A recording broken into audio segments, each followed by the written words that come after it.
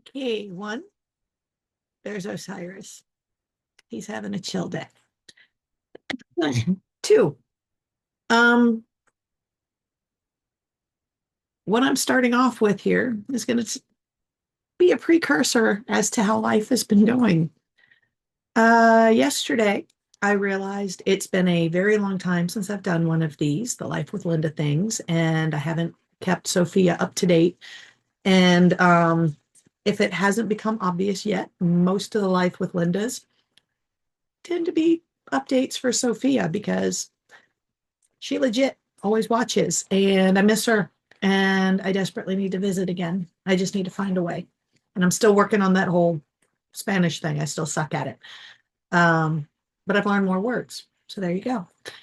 But yesterday on the way to work, I realized that I keep planning to make one of these and I keep not having time. And I thought, hey, I'm trapped in the car. So I put Zoom on my phone, while it's like set over there. And I started a session and I hit record, figuring while I'm driving to work, I can get it all out. I did. I updated for the past 2 months and hit to stop it as I was getting closer when I felt I was finished. And then listen to music, got to work, was busy at work, didn't have a chance to check it until yesterday afternoon when more stuff happened.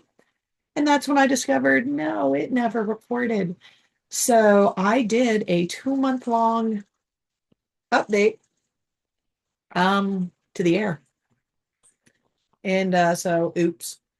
But par for the course currently. So that being said, I'm going to start over.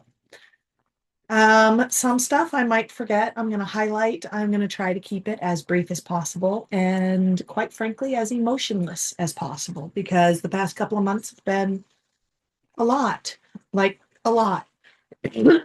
um, let's see. First and foremost, I cleared today for the most part for the calendar. Like I canceled things so I could have today and next Wednesday, which actually I'm in here, I'm canceling it right now, but nah, I'll leave that so I remember the person's name. Um, this is my July. I have been slammed working constantly and it's overwhelming. But some of this had actually had other things. I finished one of my jobs, Holly. I've been tutoring her 3 times a week. And on Sunday we finished. We finished her term early, and that's how I had some openings because I was tutoring her every Sunday, Tuesday, and Friday. So that's some of the opening. But anyway, well, my June doesn't look much better. Look how full my June was. Anyway, here we go. Are we ready? This is crazy. Now, let me say, I wasn't purposely keeping Sophia out of the loop, but Sophia had her own things happening right at the same time, and I just didn't want to add any stressors. So, Sophia, sorry you stayed out of the loop for so long, but I wanted you to enjoy your trip, and you had enough with lovely Nina, and I'm very grateful. She's worlds better now. But what was happening in the Lynda universe? Would that be the Lyndaverse? Lyndaverse kind of works. Okay. So in the Lyndaverse, um, June 7th, Pax was home for the weekend. Yay. He turned 30. Oh my goodness. Everything seems fine. I'm at work on June 9th. Actually wore a skirt, not a pair of like boho pants, but a skirt and my cute little kitty shoes. The reason this matters. Well,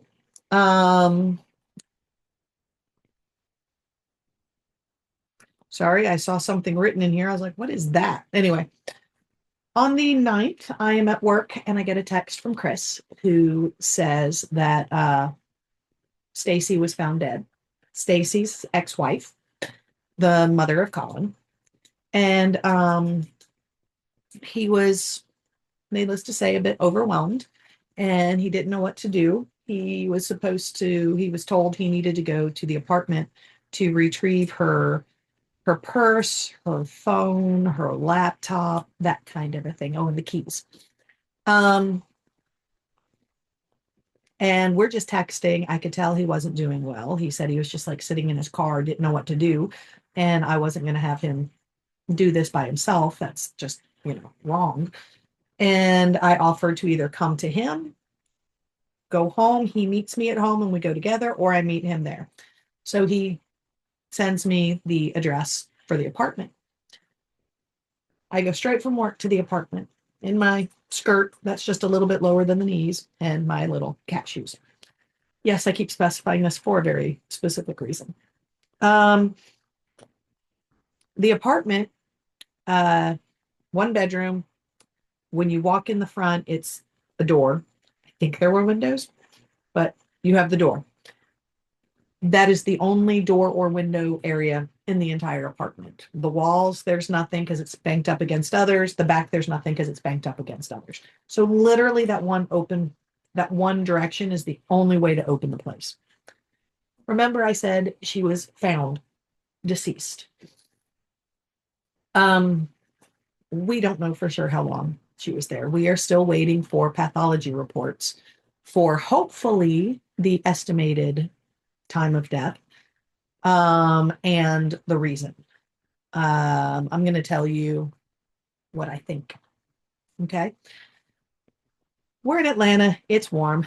Her AC was set to 78 degrees Fahrenheit. So let's do that quick conversion. So you don't have to worry about it. So let's see, 78 F to C. That is 25.5 degrees Celsius. So there you go.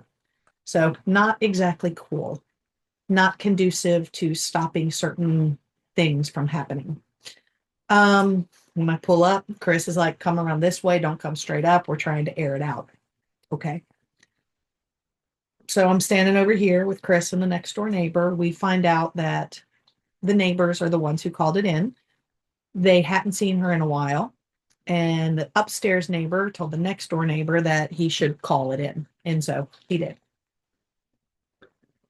She was quote unquote discovered the previous day, June 8th. The next door neighbor gave us some masks to wear as we go in because, again, it didn't feel right to let Chris go in there by himself. So I went in with him. Yeah. So a couple things about this one. One, it was a hoarding scenario. I cannot do it justice. My brain is still having a hard time comprehending anybody can live like that. I can't explain it. The smell, even with the mask. Yeah. If you read books and you've ever read that phrase of it is a smell you will never forget, it's very distinctive. I now know that smell. Yes, very distinctive, hard to explain. I probably could if I tried, but I'm trying not to think too much about it because it was very disturbing. Side note, Stacy had been one of my best friends way back when. And I mean, it was a long time ago. I was not the best friend. And we ended up not talking since probably around 2005-ish. So it had been a good 20 years since I talked to her. So, so it's more just history in my head. So like when the kids and I didn't have a place to live and we lived half the week at my mom's house, half the week at Chris and Stacy's house, it's that Stacy. Anyway, I'm pretty sure I know exactly where she had been laying when they got her, because whether she had put a towel there or someone else put a towel there, there was a grungy looking towel with, shall we just say, fluids on it. And I had to step on and in said fluids, trying to look for things. I could just barely get in. I like this way and then around. So I was trying to look in the couch area. And I did help find purse and another bag that had an iPad in it, but I was never able to find the laptop. Chris did find the phone. And that's a whole other story, which I'm not getting into because it was really gross. Um, the He went in and he at least adjusted the AC unit down to cool it off. And we got out. There were a couple of times I almost fell. So like my foot slipped in, for lack of a better phrase, the puddle that used to be a person. Um, I got bites all up my leg, which I kept trying to tell myself were mosquito bites that I got while I was outside, but I distinctly remember feeling it happen while I was in there. A couple times I almost fell and was mortified because there was literally nothing I felt safe grabbing to keep from falling.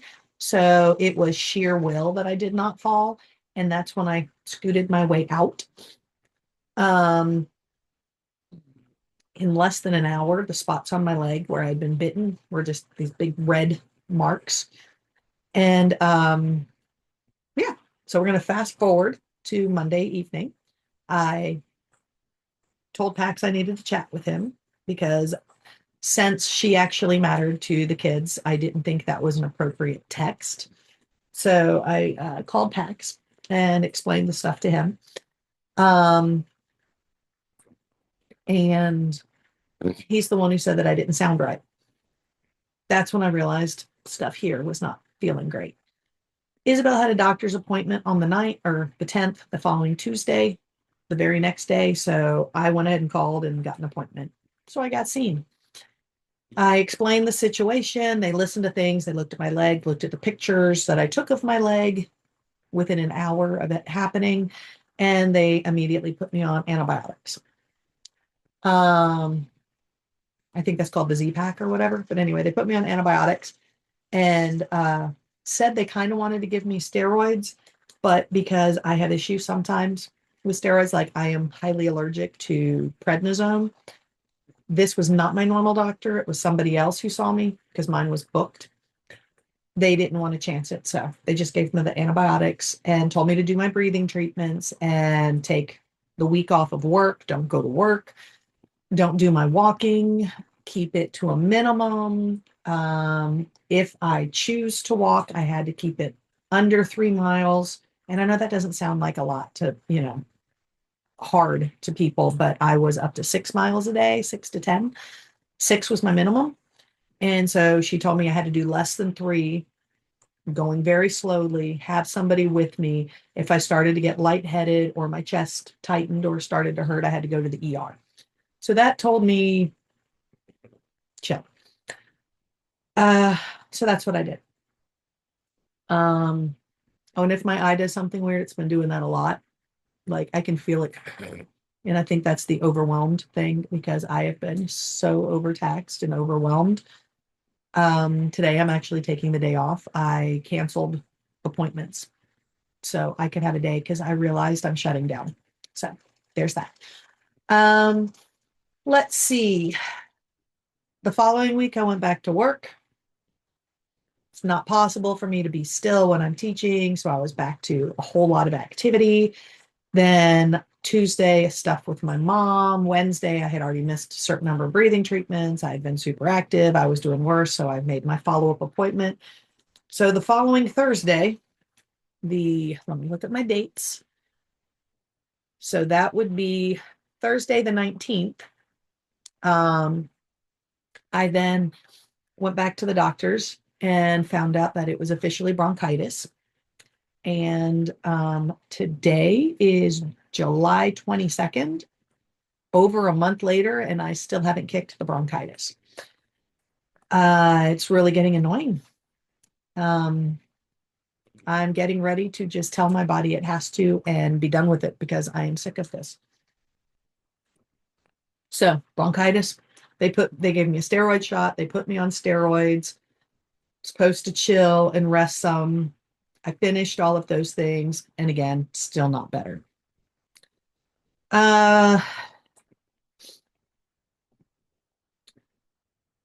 Chris had to get bioremediation cleaning for the apartment. That was a big thing. So they've gotten it clean, and Chris said that every single area that you could open, whether it was a door or a drawer, contained empty vodka bottles. We are pretty sure that the passing was due to alcohol stuff, like whether or not it was she just went one too far that night when she passed, or which honestly I'm a little thinking, and I'll explain why in a second. Um, the or if it's just years and years of alcoholism, if finally her body gave out. I don't know. We won't know until somebody gets back to them, if they do. So the week I was taking off work trying to heal from stuff, that same week I was hanging out at Chris's house because I didn't think he should be alone. And I was just doing my online work and trying to medicate and rest and heal, and helping him and her brother go through stuff that they would take from the apartment and bring into the house after they did the bioremediation cleaning. By the way, during the bioremediation cleaning, they also apparently found an entire nest of black widow spiders. So when I'm telling you this apartment was, it was overwhelming. It was overwhelming. Chris found her previous cell phone. He was never able to get into her current cell phone, but he got into her previous cell phone, which through that was able to access some stuff, and found that the last voicemail she had listened to was on May 8th. May 8th is the Thursday before Mother's Day here. And I say that because I kind of wonder if that might be part of it. Because, they lost Colin in 2020, and that would have to be hard. And so I don't know if maybe Mother's Day coming was a trigger. And so she just went on like a massive bender. I don't know. But that's kind of what I'm thinking. So the last voicemail she checked was May 8th, and her body was found June 8th. Yeah, it was bad. So still waiting for those answers. I'm still physically healing from that. So apparently, if you don't have great lungs, you should not go into a hoarding home where somebody was decomposing for probably about a month. Probably not a good idea. Chris and I are very twisted and have dark sense of humor, so we have been throwing jokes at each other nonstop about this. I would look some of them up to share, but meh, that takes more effort than I'm willing to give right now. Okay, now, poof, let's go past that part. 2 weeks ago today, so it was on June 8th. June 8th, I had, and I just realized I wanted to do something else, and I just remembered. Anyway, June 8th, I had an in-person interview, I had to do a mock lecture in Waycross, Georgia, which is over 4 hours away from here, for SGSC, who I have been teaching for since 2012. When I applied, I told them I am not willing to locate. When they emailed me and told me it required relocation, I told them I am not willing to relocate, that I'm willing to be there like 2 days a week, 3 tops. When I had the virtual interview with them, I told them I am not really willing to relocate. So I'm pretty sure I've been clear on not willing to relocate. But I went for the in-person and mock lecture thing 2 weeks ago. And I was advised by a few people that I should keep it neutral and blah, blah, blah. And I'm betting that is very wonderful advice in order to obtain a job. I did not take said advice. And I even started my mock lecture off letting them know that this is what I was told and that I've decided to ignore it. And I told them that I figured if this is a teaching position it would be better for me and them if I just show you exactly who I am. And then in Super South Georgia, I covered the 14th Amendment and civil rights and affirmative action. So some people really liked me. I could tell because some people actually went like this with some of the things I said. Some people, not so much. I know I am a hard person to deal with, and you either really like me or you wish I would go away forever. Um, I'm now waiting to find out whether or not I got it. They told me that they would probably be letting people know in about 2 weeks. And I keep checking email, but yeah, I haven't heard back yet at all. Um, my theory, somebody else was applying, had a doctorate. So I think they're going to offer it to the doctorate first. And then he's going to take time to either say that's not enough money, I want more, or he might counter with, I want to XYZ. And then either he'll decide, yeah, I'm willing to relocate enough that you'll pay me enough and I'll go. Or he'll turn them down, at which point I'm their only option, and then they'll reach out to me. Um, I have ideas what I would really like to do down there. If I felt like taking more time, I would totally fill you in more on the interview because it was kind of funny and it was very Lynda unplugged. Um, even including when I finished it in time in front of the room and anyone watching online, I went something along the lines of, and bam, done in time. Yeah, I literally, yeah, I did it. I did that. Um, so when I say Lynda unplugged, I mean Lynda unplugged. When I told them they were going to get me, they got me. So good or bad, there you go. I want the job because I would like a full-time job. I would like to be able to have fewer jobs. I don't want the job because I don't want to drive all the way out there. Um, so we're going to see what happens. So there's that. Let's see.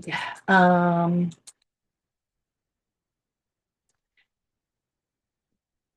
there's been a whole lot of different things, but I think that's pretty much enough. But the one I'm ending on here is Isabel has a boyfriend located in New York, Jewish. And I'm happy for her, but I'm very nervous because I would like to be able to meet this person and approve of this person in person and all that stuff. And the New York thing makes it a little difficult, and me not being rich makes it difficult because, quite frankly, if I had money and time, I would already be on a plane up there having a meal with this person so I could really get a good feel for him. Um, but there you go. Let's see. I know I'm forgetting things, but I think that's enough because I'm ready to start my just chill day off. And so that's it. Peace out.